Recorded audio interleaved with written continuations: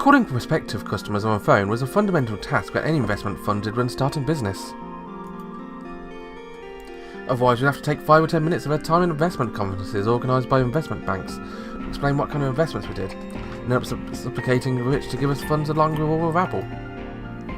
In exchange for providing such opportunities, investment banks would handle payments in our stead, and we got revenue stream from our handling fees, which meant nothing was affected by how well anyone's presentation went. They just needed someone to turn up as a success. We're not assisting us out of the goodness of our hearts. Plus, any rich types listening to your presentation weren't going to listen to you unless you had a few achievements under your belt. Ask anyone about their rough beginnings and they'll say all the same thing. They just wouldn't treat me like a human being. In this field, you can get investments without achievements, but it took capital to get those achievements. Thankfully though, I never had to deal with those hardships. 8 years ago, even 4 years ago, funds would just flock to me on their own. I guess I was just born under a lucky star. That was why I got interested and tried calling prospective customers on my phone by myself. I called a real estate company who should have strong positions in real estate. A hedge fund? Yes. For a company such as yours, with just such large-scale positions, I thought it might be in need. Then is the Hero Lunar Service going to start a fire insurance business or something? No, not at all. That's how I got laughed at when explaining ABS's protection. You have no need for it. It is a waste. We would rather pay a real estate appraiser to stay near a buyer until he pays. What do you mean? We kept on appraising properties until the last moment. We would reap the benefits of a price rise after all. For 1 second I thought it was a variation of that joke about your country is plagued with hyperinflation, where the price of your mail would just change in the time it took to eat it. It seems like we were quite serious. So back on topic, we have no need for this insurance you mentioned. I see. On another topic, would you be interested in a few of our properties? Related to commercial buildings, you would be able to invest in hundreds of millions in one go. If the Hero Lunar Service was able to run a syndicate, I think it would fructify twice or thrice immediately. Thank you very much. I politely thanked him before hanging up. A glance at the balance sheet total told me this company would be holding a total of around 6.1 billion in real estate positions, but he wasn't considering even a shred of possibility that prices might fall. While I was waiting for the market to complete all the various procedures, I repeated the same process, but no company I called showed any interest. A lot of real estate agents did not understand what a price fall even was. A round square? What's that? That's how bad it was. With the first company I thought, hey, these things happen. The second and third I thought, oh, them too. After a 10th, I started getting suspicious. When I reached the bottom of the list, I got on the phone and a person who heard by coincidence I was calling another company, blankly said, oh, was that true? In this situation, it didn't look like my scheme would go well. Rather, I got a sense they were being too responsible. I even felt angry, wondering if they really understood what risks they were taking. And the highlight of the day was Marco's phone call. Are you done with the paperwork? It hadn't even been 24 hours. Even the lucid audit that could be brought up for paying the fees, procedures to set up the fund could only go so fast. And so Marco did reply with a no, not at all, making me eyes with an annoyed voice. How? You're doing sales calls to real estate agents, right? Yeah, why are you asking?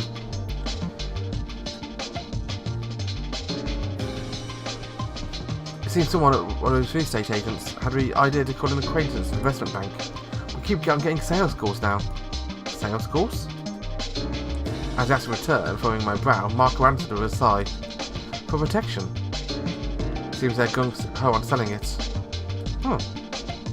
At first I was taken aback when I answered. Put them on a reverse auction.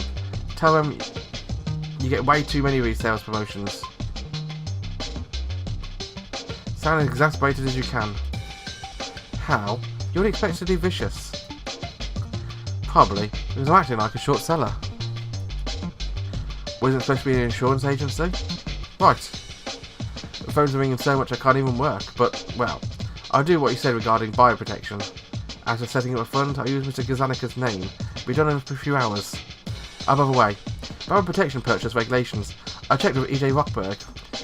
It's as we supposed, it only applies to investors belonging to an organisation and not to individual investors. Oh, there's an amusing bit of information about that. I do tell.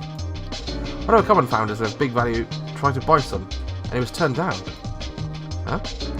We should have more money than our average investment fund. I checked with Miss Sasha. She said it's probably because it's an individual investor. If it turns up with a loss, there would be a load of trouble if he claimed it was weak ignorance. Oh, I see. Seems that a few other inquiries found that famous software company for one, a real giant who purchased on fortunes over 20 billion. What do you want to say? I can imagine Marco shrugging me into a phone at my question. Quick-witted people seem to be sensing that there's something in the same direction, but wind is right for that sort of thing. Wouldn't mind getting some wind in our sails. Huh? Real estate companies don't even think about getting a protection. I thought there would be some solid reason for its returns of 125 times figure. If you're planning on backing out, I don't mind, you know. But at times when things go too well, it's scary, right? Are we expecting gifts from your trip? With those words, Marco hung up. Marco himself might have been half in doubt about that bet. We just said in the real estate market did collapse right now. It generally felt like things were going far too well. If I wanted to quell that doubt, I could think about another possibility. That was, in short, the real estate market wouldn't drop it like everyone was predicting. If so, then where would everything would just gone just fine? We'd just be running blindly to our deaths. Situation quite foreseeable and easy to understand. Are we over to a base? I prepared an email with new plans, which I'd send investors familiar with my wooden-legged donkey strategy. I've been investing for several years in my fund. Usual thing beginning with, we pray for continued success. As much as possible, I stressed that we were about to start a plan to avoid risk. I wrote how cautious his behaviour was on the lunar surface. I also had an example involving Earth's disaster insurances. Right after one big disaster that happened in once in several decades, everyone wished to be an insurance company, so the prices soared. Which was a logical move, since it was highly unlikely that such a disaster would happen again for another several decades. The smartest investors had something you had to do before the disaster happened. Whereas when it seemed useless, which was advanced preparation for a disaster. I had not wrote a single word about the imminent collapse of the real estate market, which because even I understood that if I wrote such a few words I would get called a false prophet. And finishing a good chunk of work and checking the time, I know it was past 1 AM on lunar service time. So after my work, I wrapped myself in a strange feeling of comfort and fell asleep.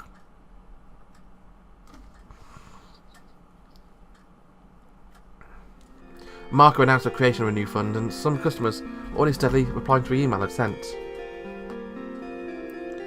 Negative news, possibly? Still, it was mostly inquiries asking for full details, and Marco said it hadn't led to an investment. Since there was insurance on something nobody thought would collapse, we expected that people would be cautious. Besides, a negative carry, where you're anticipating near certain losses, was a type of investment that went against the very essence of human nature. Still, I didn't regard this with much worry. Anyone with a cool head on my shoulders would understand that a real estate market on the lunar surface was a bubble, and the profit born from real estate increase in value was gobbled up by credit cards and car loans. I told Marco to give a compilation of the data we had taken from Wallace to any customers who might be interested. Put in Wallace's words, it was like data about the existence of UFOs compiled by the people who believed in UFOs, which would prove to be quite persuasive.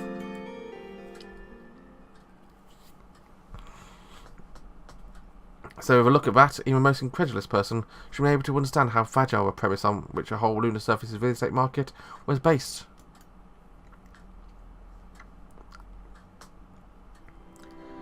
As I was eating my breakfast, I was glancing at the data I'd sent to my tablet after finishing the procedures yesterday.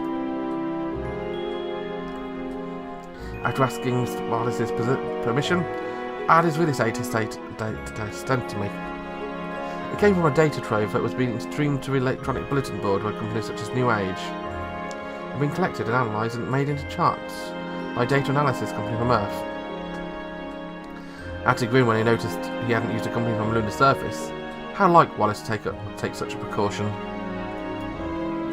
The statistics from summary provided housing associations was only updated once a month, so you could probably not wait that long.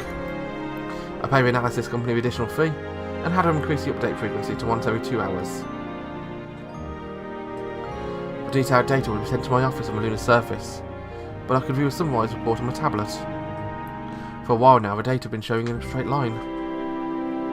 Generated up and down from time to time, oscillating with specific range. That line even looked like it was taking a breather to take a jump to further heights, which was fine at the end of its strength. It was about to take a drop. Obviously, since I was betting on it taking a drop, but that was what I wished for. But I wasn't expecting things to go my way just like that. But I, and by extension everyone involved in the market, knew one thing to be true. All the fun dictated the longer peaceful times lasted, the more the market would know stronger price movements once a piece ended. Upon following that train of thought, I realised that if they saw a wooden-legged donkey turn into a king of pessimism out of the blue, of course everyone around me would be surprised. Also, the real estate market had never plateaued that long before. Ever since I started hearing about ABS, I started looking around real estate news around time to time. We were quite vocal about how ominous this plateau was. However, even the most pessimistic outlets when he said that too steep a price rise would bring societal unrest to the lunar surface. So basically we were considering a rise as a given. The only problem was how steep the slope would be. Going over anything where price would go ups and downs? Or we forgot about that part of themselves when they knew prices would drop. Any cautious person behaved in such a way enabled them to eliminate most unknown knowns situations. As in order to avoid a situation where afterwards they would regret it and say, and I was well aware that prices go up and they can also go down, dejectedly.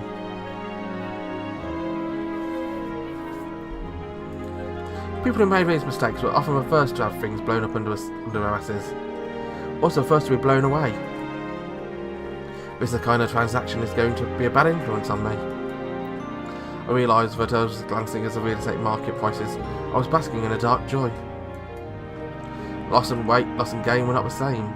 Humans were living creatures, and as such, wherever humans were involved in something, it was impossible for them to act rationally 100% of the time.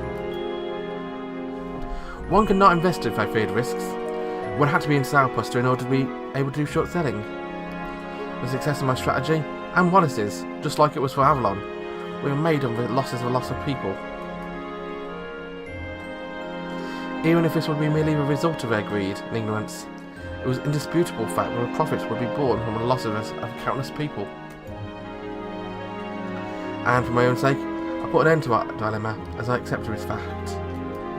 Therefore, I had no reason to stop here, either. I would just follow a system of a market and do all I could in the extent I could. However, even as I started telling myself that, I had to admit, I still couldn't do away with the pangs of my conscience. Reflecting on how my mental weakness was pathetic, and what it would be an atonement, I decided to call Reese on the phone and ask her to take care of things regarding Wallace.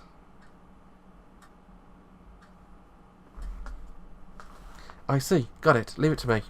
Thank you. Reese accepted Wallace's request immediately. I relaxed a little, acknowledged that Reese would take care of this, but her tone changed suddenly when she spoke again. However, I've heard you've been plotting something. Is this true? Ugh. Seemed Margaret spill the beans to Risa. But while that was a possibility, it was also likely that Risa had forcibly got it out of him by taking advantage of his low self-confidence. Margaret was incapable of keeping a secret from her. It's true that I'm playing something, but I don't think it's such a bad thing. Margaret seemed somewhat perplexed by that, though. And that I sighed and told Risa the same things I'd said to convince Marco. I'm shocked.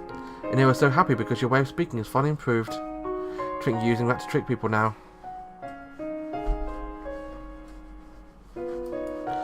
If I fully win, though, there's no going back.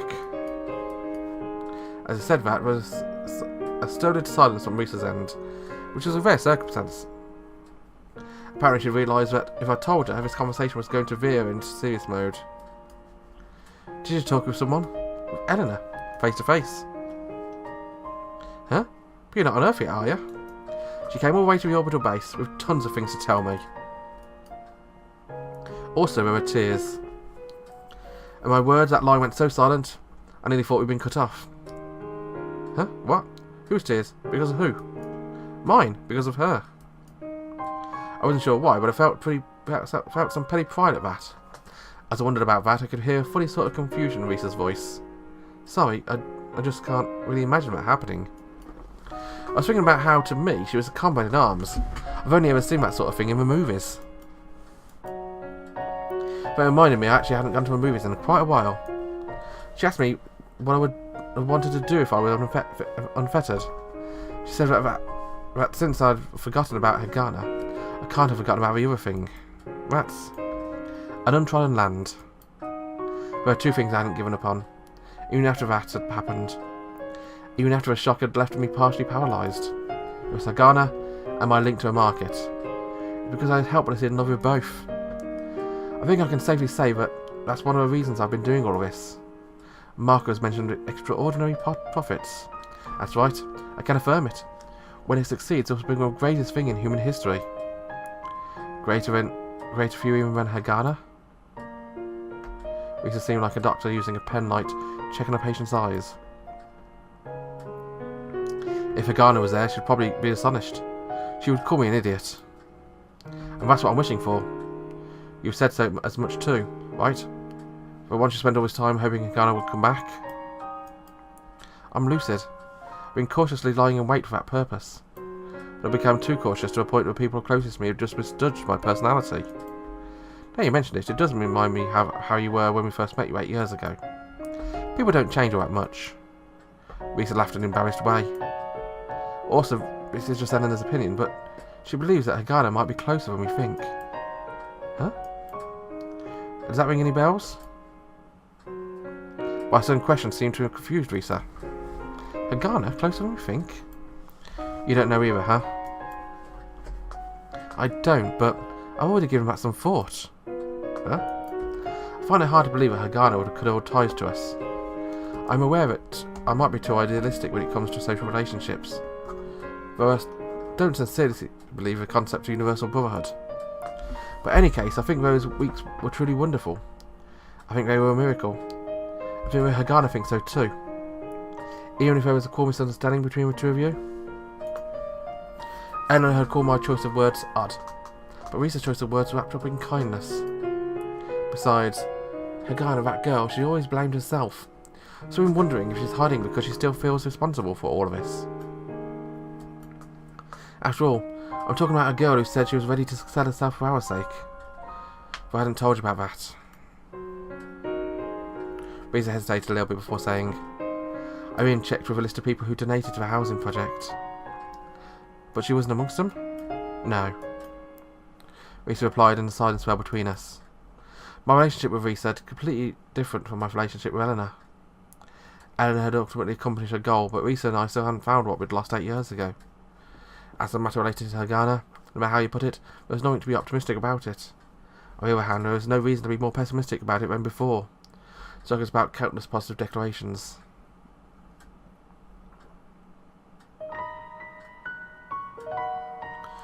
Which is why I also consider this to be a big opportunity. An opportunity to end the episode. Bye bye.